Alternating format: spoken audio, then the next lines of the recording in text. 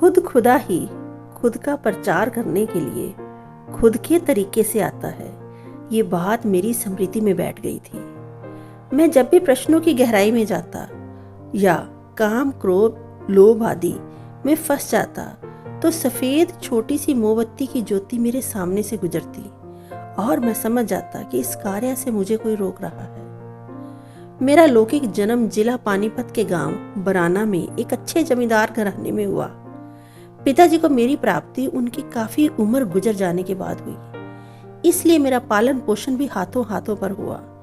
5-6 वर्ष का होने पर मुझे जो भी प्यार से गोद में उठाता था या संपर्क में आता तो यही शिक्षा देता कि तुम्हारे पिता ने संतान की कमी का बहुत दुख देखा है, लेकिन अब तुम अपने पिता की इस सेवा इतनी करना कि पिछले सभी दुख भूल जाएं। ये बात मेरे दिल में घर कर गई और मैं मन ही मन प्रतिज्ञा करता था कि अपने पिता की सेवा के लिए मुझे कुछ भी करना पड़े, सहन करना पड़े, मैं सेवा जरूर करूंगा और अपने माता पिता का आज्ञाकारी होकर रहूंगा। माता पिता धार्मिक विचारों के होने के कारण मुझे धार्मिक कहानियां सुनाते थे, जिनको सुनकर मुझे बहुत आनंद आता था। पिताजी जब रामायण की बात सुनाते तो मैं राम जैसा बनने की सोचता, जब महाभारत की कहानी सुनाते तो मैं युधिष्ठिर जैसा बनने की सोचता। मैं बचपन से ही भक्ति के रंग में इतना रंग गया था कि सुबह आंख खुलते ही चारपाई पर बैठा बैठा लगभग आधा घंटा भगवान की वंदना करता कि हे परमात्मा, मैं आपका आभारी हूँ, आपका शुक्रिया करता हूँ, लेकिन मैं बालक हूँ, नादान हूँ, ना समझ हूँ, इसलिए मुझे अंधकार से निकाल कर प्रकाश में ले आओ, सब बुराइयों से हटाकर अच्छाइयों की ओर ले चलो, मुझे अज्ञानता से ज्ञान की ओर तथा जहर से निकालकर अमृत की ओर ले चलो।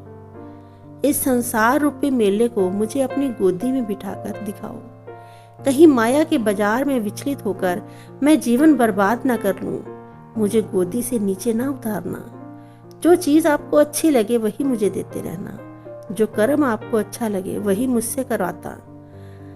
प्रतिदिन ऐसी बातें करता और पृथ्वी पर पैर रखने से पहले पृथ्वी को नमस्कार करता, फिर आकाश, सूर्य, चांद, जल, अग्नि, वायु, गंगा, यमुना आदि को नमस्कार करता, फिर चारों तरफ घूमकर 33 करोड़ देवी देवताओं को नमस्कार करने के बाद मैं कहता कि हे संसार के समस्त प्राणियों, मेरे द्वारा पिछले जन्मों में जाने अनजाने किसी को भी कोई दुख दिया गया हो तो मैं उसकी क्षमा मांगता हूँ, मुझे माफ कर देना।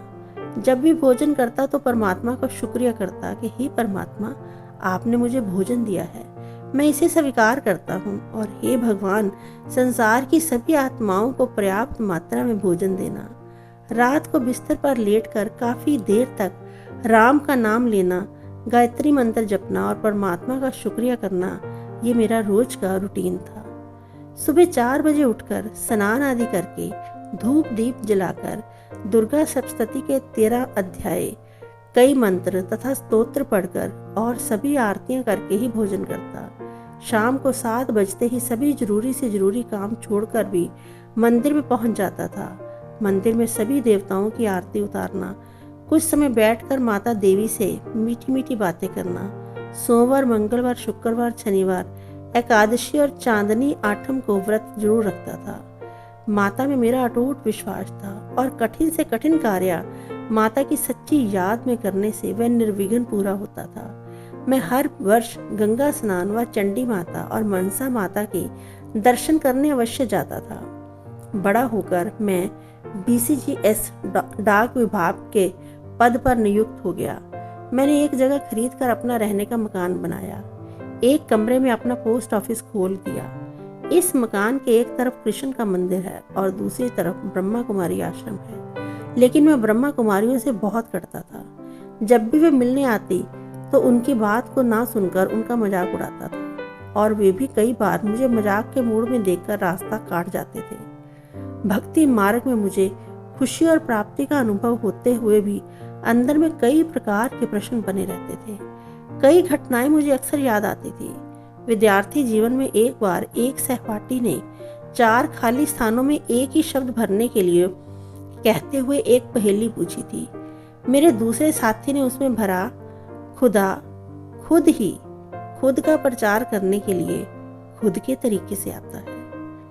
ये बात मेरी स्मृति में बैठ गई और मैं चिंतन करता था कि माता पिता का प्रचार तो हम कर रहे हैं, लेकिन खुदा का प्रचार करने के लिए तो खुद खुदा को ही आना पड़ता है।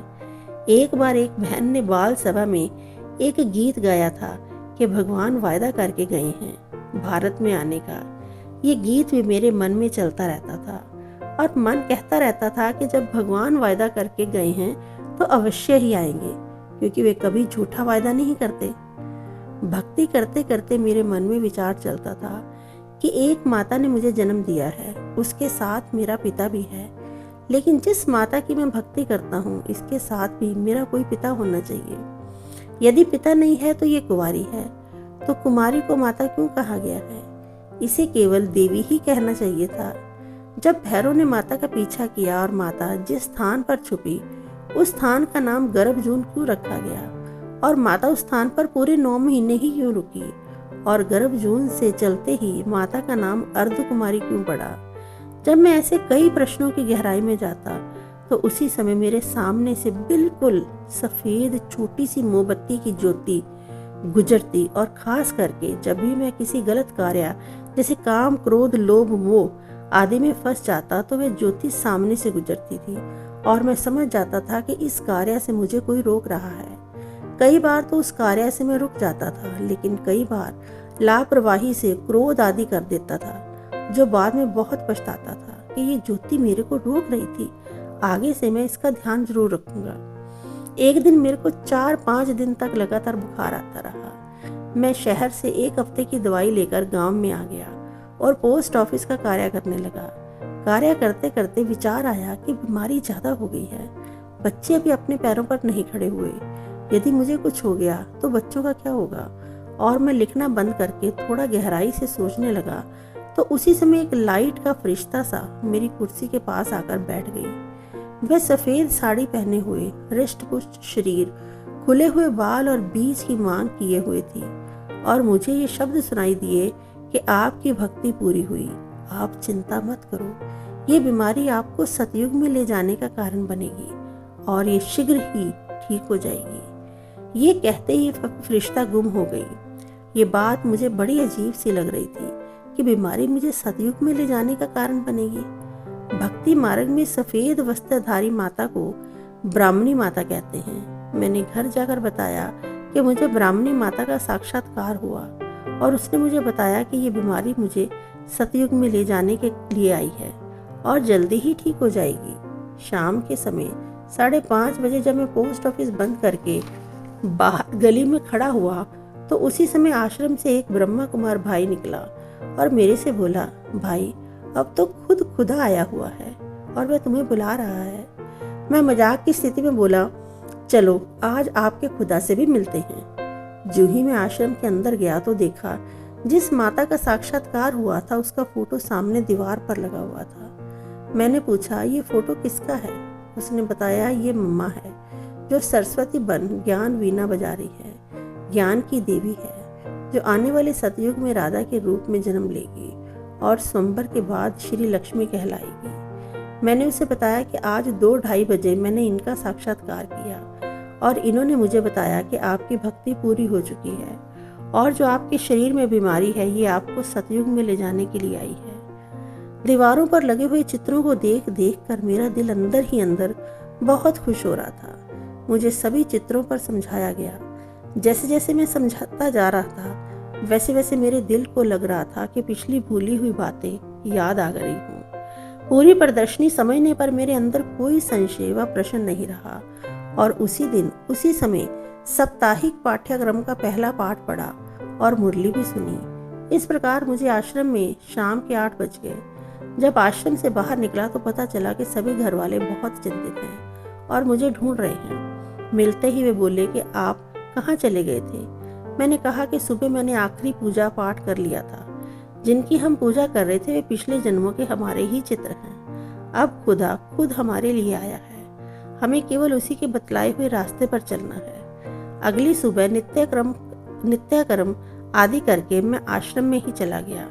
मुरली सुनी और साप्ताहिक पाठ्यक्रम का दूसरा पाठ भी पढ़ा तथा सारी प्रदर्शनी दोहराई। फिर घर जाकर भोजन आदि करके अपने ऑफिस में चला गया। मेरी युगल ने बच्चों को कहा कि तुम्हारा पिता न जाने किस चक्कर में पड़ गया है, चलो आज आश्रम चलकर देखते हैं। मेरे सारे परिवार को आश्रम में देखकर निमित बहन ने ज्ञान के बारे में काफ़ी देर तक बातें की और प्रदर्शनी के सभी चित्रों पर समझाया। सभी को ये ज्ञान सच्चा लगा और वे भी साप्ताहिक पाठ्यक्रम का पहला पाठ पढ़कर हंसते मुस्कुराते चेहरों के आश्रम से बाहर निकले और सीधे मेरे पास ऑफिस में आ गए। मेरे को कहने लगे कि अब हमारी आंखें खुल गई हैं, ये ज्ञान पूर्णतः सच्चा है। मेरे मन में आया, लाली मेरे लाल की जित देखूं तित लाल, लाली देखकर मैं गई, मैं भी हो गई लाल। केवल 10 दिन तक दवाई खाने के बाद मैं बिल्कुल स्वस्थ हो गया। मेरा दिव्य जन्म हुआ। फिर हम सपरिवार मधुबन बाबा से मिलने गए। वहाँ के वातावरण, सफाई, फुलवाड़ी और सुंदर स्लोगनों ने मेरे पैर पृथ्वी पर नहीं लगने दिए। जब बाबा से सम्मुख मिल रहे थे तो चेहरे पर खुशी का दीप जल रहा था और आंखों से प्यार की नदियां बह रही थी और दिल गा रहा था कि पाना था जो पा लिया, रहा अब कुछ शेष नहीं। खुदा खुद मिल गया है मुझे, अंधकार से प्रकाश में, बुराइयों से अच्छाइयों में, अज्ञानता से ज्ञान में और जहर से अमृत कुंड में ले आया है। अब भगवान मुझे गोद में बिठाकर संसार की ही नहीं बल्कि तीनों लोगों की सैर करा रहा है। जब से बाबा का बना हूँ एक दिन भी मुरली मिस नहीं होने दी। ऐसे बाबा का जितना भी धन्यवाद करूँ थोड़ा है।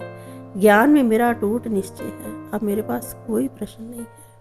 ओम शांति, ओम शांति। ये अनुभव ब्रह्मा कुमार भाई मलखान सिंह पानीपत वालों का है।